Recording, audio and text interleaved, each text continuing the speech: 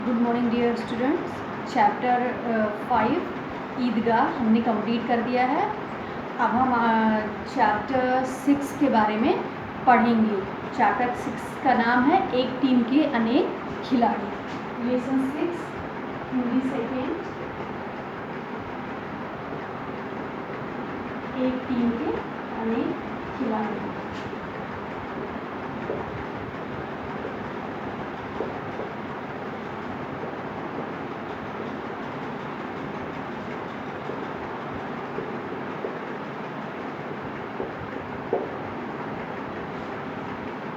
एक टीम के अनेक खिलाड़ी। पार्ट 6 का नाम है एक टीम के अनेक खिलाड़ी। पर्दे पर, जैसा कि हम जानते हैं, पर्दे पर जो कलाकारों का अभिनय होता है वो आपको अच्छा लगता है, सबको अच्छा लगता है। और गाने, संगीत, फोटोग्राफी भी आपको अच्छी लगती होगी। फिल्म के कलाकार, गायक, संगीतकार, निर्माता, निर्देशक, फोटोग्राफर, संपादक आदि के फिल्म के प्रारंभ में कास्ट में जब फिल्म शुरू होती है तो स्टार्टिंग में सबके नाम दिखाए जाते हैं कि इनका ये योगदान है, इनका ये योगदान है। और इसके अलावा अनेक लोग ऐसे होते हैं जिनके कोई नाम नहीं जानता, जैसे जो सेट बनाते हैं, जैसे कोई भी शूटिंग होनी है तो जो सेट बनाते हैं, और कैमरा, साउंड, फोटोग्राफी, लाइट आग से जुड़े जो सहायक और बहुत सारे जूनियर आर्टिस्ट होते हैं, ये सब फिल्म बनाने में भागीदार होते हैं। इन सब का योगदान होता है, लेकिन बहुत कम ही लोग के नाम जो इम्पोर्टेंट होते हैं उन्हीं लोग के नाम फिल्म जब शुरू होती है तो दिखाया जाता है। तो फिल्म बनाना एक टीम का प्रयास है, अकेले ही कोई फिल्म नहीं बनाता है।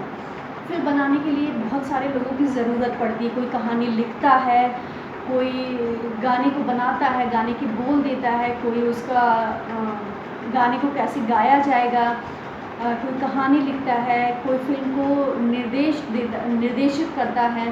तो अनेक लोगों के प्रयास से एक फिल्म का निर्माण होता है और जगह अलग अलग जगहों पर शूटिंग की जाती है। फिर उस चीज़ को रिकॉर्ड करना और बहुत सारी चीज़ों का ध्यान रखा जाता है। तो फिल्म बनाना एक टीम का प्रयास होता है, अकेले एक इंसान फिल्म नहीं बनाता है। और इस टीम का कप्तान होता है निर्देशक या डायरेक्टर, जो निर्देश देता है, जो डायरेक्ट करता है, जिसके इशारे पे सारा काम होता है, जो निर्देशक होता है। निर्देशक जो होता है वही फिल्म के विषय का चयन करता है। जो फिल्म का विषय होता है, जो निर्देशक होता है वही उस फिल्म के विषय को चयन करता है और संवाद का संयोजन करता है। कैसे संवाद को बोलना है, कैसे क्या करना है, इन सारी चीज़ों का ध्यान वे निर्देशक ही रखता है। और फिर कलाकारों से अभिनय करवाना, कैसे उनसे अभिनय करवाना है, गीतकारों से गीत लिखवाना, फिर संगीतकारों से संगीतबद्ध करवाना, और ये सारे काम जो होते हैं वो निर्देशक के होते हैं। ये सारे काम निर्देशक के होते हैं और ये सारा काम एक निर्देशक ही करता है। तो जैसा कि हम जानते हैं, सबसे पहले एक फिल्म को बनाने के लिए उसकी कहानी चुनी जाती है। सबसे पहले फिल्म को बनाने के लिए, फिल्म को तैयार करने के लिए उसकी कहानी चुनी जाती है। उसके बाद फिल्म के विषय को ध्यान में रखकर कहानी लिखवाई जाती है। पहले फिल्म की कहानी चुनी जाती है, फिर वो कहानी लिखी जाती है। फिर उसके बाद पहले से प्रकाशित किसी कहानी, उपन्यास या नाटक पर भी फिल्म बनाई जाती है। जैसा कि हम जानते हैं, बहुत सारी फिल्में किसी नाटक या किसी उपन्यास या किसी कहानी पर भी आधारित हो सकती हैं। तो फिर उसके बाद इस बारे में एक लेखक या कहानी के जो कॉपीराइट धारक से करार लिया जाता है। फिर इस कहानी पर निर्माता या निर्देशक विचार करते हैं कि कैसी है, कैसे बनाना है, हमें कैसे क्या करना है। और फिर जो और लोग होते हैं उनके द्वारा इसको एक्सेप्ट किया जाता है, इसको स्वीकार किया जाता है। और फिर जाने या नहीं समझे जाने पर मुख्य रूप से विचार होता है। और फिर इसके बाद कहानी पटकथा लेखक के हाथ में जाती है। जब हर जगहों से उसको एग्री हो जाता है तो फिर वो लेखक के हाथ में जाती है और उसके बाद फिल्म के दृश्यों, क्रम आदि के आधार पर नाटक के रूप में कहानी लिखता है। फिर इसमें हर दृश्य के चरित्रों के संवाद, दृश्य में लोगों के आने जाने, साथ सामान का विवरण होता है। और अब बारी आती है संवाद लेखन की आती है। अब बारी संवाद लेखक की आती है। वह फिल्म की भाषा का विशेषज्ञ होता है। वह फिल्म की भाषा का विशेषज्ञ होता है और चरित्रों के सामाजिक स्तर, क्षेत्र, बोली, फिल्म की विषय वस्तु आदि के अनुरूप को संवाद लिखता है। और ऐसा भी हो सकता है कि इनमें बहुत से काम निर्माण, निर्देशन, कहानी, पटकथा या संवाद लेखन एक ही व्यक्ति करे। तो जब कहानी संवाद लेखक की आती है तो फिल्म की भाषा का विशेषज्ञ होता है, जो फिल्म के भाषा को चुनता है और उसका वो विशेषज्ञ होता है। हम कह सकते हैं कि उसको उस बारे में बड़ी अच्छी जानकारी होती है, बहुत अच्छी नॉलेज होती है, बहुत अच्छी उस विषय पर उसको पकड़ होती है।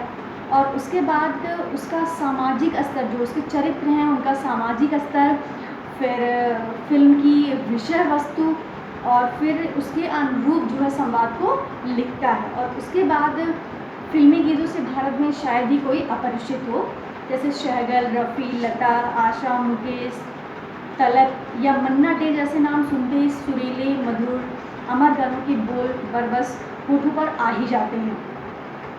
और अपने देश में तो गानों के बिना फिल्म की बात ही नहीं सोची जाती। दूसरे देशों में गाना फिल्मों की अनिवार्य आवश्यकता नहीं मानी जाती, पर अपने देश में फिल्मों में गीतकार का अहम योगदान होता है। गीत से पहुँचे संगीत पर। संगीतकार या संगीत निर्देशक भी अपनी संगीत वाली टीम का कप्तान ही है।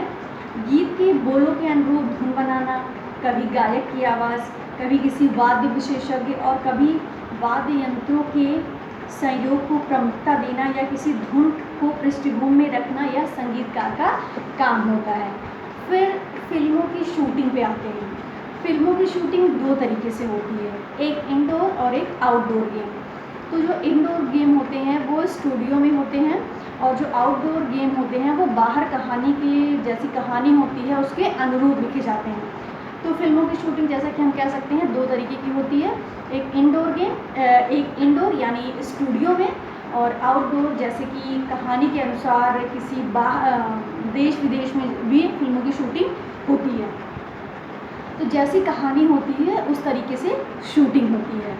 और कभी कहानी की मांग के आधार पर सुरम्य स्थानों, ऐतिहासिक इमारतों, जंगलों, पहाड़ों आदि में, और स्टूडियो में कला निर्देशक के निर्देशों पर उनके कुशल सहायक जैसे प्लाईवुड, वॉलपेपर, लकड़ी जैसे चीज़ों से महल, इमारतें, प्राकृतिक दृश्य बड़ी चतुराई से गढ़ डालते हैं। और स्टूडियो की छत पर रस्सों पर टिककर या लकड़ी के तख्तों पर बैठकर लटकते हुए कैमरामैन, साउंड इंजीनियर के सहायक तथा प्रकाश व्यवस्था कर रहे लाइटमैन लगातार मेहनत करते हैं।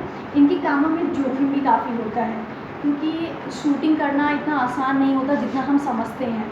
शूटिंग करना बहुत ही मुश्किल होता है और शूटिंग करने के लिए हमें शूटिंग करना इतना आसान नहीं होता है और शूटिंग करने के लिए काफ़ी मुश्किलों, ये काम भी बड़ा जोखिम भरा होता है। ना सिर्फ शूटिंग करने वालों का, बाकी जो उनके सहायक होते हैं जैसे कैमरामैन और भी जो लोग होते हैं, वो बड़ा मेहनत वाला काम होता है, बड़ा जोखिम वाला भी होता है। और ये निर्देशक मुख्य कैमरामैन एक प्रकाश व्यवस्था के प्रभारी के निर्देशानुसार सेट पर प्रकाश, ध्वनि या कैमरों की सही दिशा और उचित तीव्रता बनाए रखते हैं। प्रकाश और ध्वनि की इसी विविधता से अभिनय प्रभावशाली होता है और तथा दृश्य वास्तविक लगते हैं। जब फिल्म देखते हैं तो हमें लगता है कि ये दृश्य बिल्कुल वास्तविक है, पर वो वैसे शूटिंग की होती है। और आउटडोर शूटिंग में भी खूब तामझाम लेकर जाना पड़ता है। जब बाहर शूटिंग होती है तो इन सारी चीज़ों की व्यवस्था करके बाहर भी जाना पड़ता है और कैमरा, ध्वनि उपकरण, ट्रॉलियाँ, पर्याप्त प्रकाश के लिए रिफ्लेक्टर, बिजली का जनरेटर, बहुत सी चीज़ें ले जानी पड़ती हैं। और यहाँ भी हर काम में कुशल सहायकों की आवश्यकता होती है। हर काम को करने के लिए एक कुशल सहायक की ज़रूरत होती है जो उस काम को आसानी से कर सके, जो उस काम को सही से कर सके। फिर साउंड रिकॉर्डिस्ट भी बहुत महत्वपूर्ण होता है, बहुत महत्वपूर्ण भूमिका निभाता है। आवाज़ों के उतार चढ़ाव पर पूरा ध्यान देते हुए वह संवाद तथा गीत रिकॉर्ड करता है। जहाँ गाने नहीं भी हों वह पृष्ठभूमि संगीत तथा अन्य ध्वनियाँ जैसे बूटों की खटखट, चिड़ियों की चहचहाहट आदि, तूफान की आवाज़ भी आदि रिकॉर्ड करता है। और संवाद, ध्वनियाँ, पृष्ठभूमि में संगीत अलग अलग रिकॉर्ड की जाती है और अंत में ध्वनि की रील को उसके दृश्य के अनुरूप जोड़ा जाता है। फिर जैसे जैसे रिकॉर्ड होता है फिर उसको सीरियल वाइज एक क्रमबद्ध में उसको उसकी सीन के अनुसार फिर उसको आवाज़ देना और उसके बाद उसमें कैसे किस आवाज़ को रखना है, कौन से दृश्य को उसमें प्रकाशित करना है, ये सारी चीज़ें जब सारी शूटिंग हो जाती है तो फिर उसके अनुरूप उसको एक बार किया जाता है।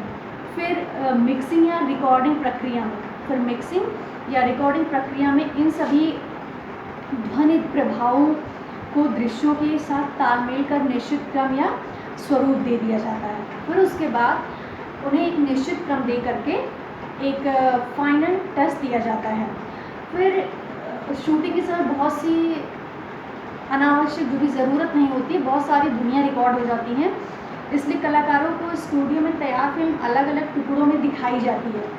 जब फिल्म बन जाती है तो उसको अलग अलग थोड़े थोड़े उसमें टुकड़ों में दिखाई जाती है। फिर पर्दे के पीछे की आवाज़ को काट कर ईयरफोन के माध्यम से कलाकारों के कानों तक पहुंचाई जाती है। फिर पर्दे पर आ रहे दृश्यों में अपने होठों के कंपन और हाव भाव को देखते हुए कलाकार फिर संवाद बोलते हैं जो रिकॉर्ड कर लिए जाते हैं। इस प्रकार जो साउंड ट्रैक उन्हें मिलता है उसे शूटिंग के दौरान बने साउंड ट्रैक के स्थान पर फिल्म में लगा दिया जाता है और यह प्रक्रिया डबिंग कहलाती है। और यह प्रक्रिया जो होती है वो डबिंग कहलाती है। चेहरे को खतरनाक, डरावना, खूबसूरत या लुभावना बनाना ये मेकअप करने वालों का काम होता है। और इस प्रकार वस्त्र सज्जा के लिए कॉस्ट्यूमर डिज़ाइन होते हैं ताकि फिल्म स्वाभाविक लगे। फिर डिज़ाइनर भी होते हैं जो कपड़ों को डिज़ाइन करते हैं और कपड़ों को डिज़ाइन करने के लिए अलग अलग डिज़ाइनर होते हैं और जिसके अनुसार कपड़े पहने जाते हैं। तो इस तरीके से एक फ़िल्म को हमने देखा यहाँ तक कि एक फ़िल्म को बनाने के लिए कैसे कैसे हमें क्या क्या करना होता है।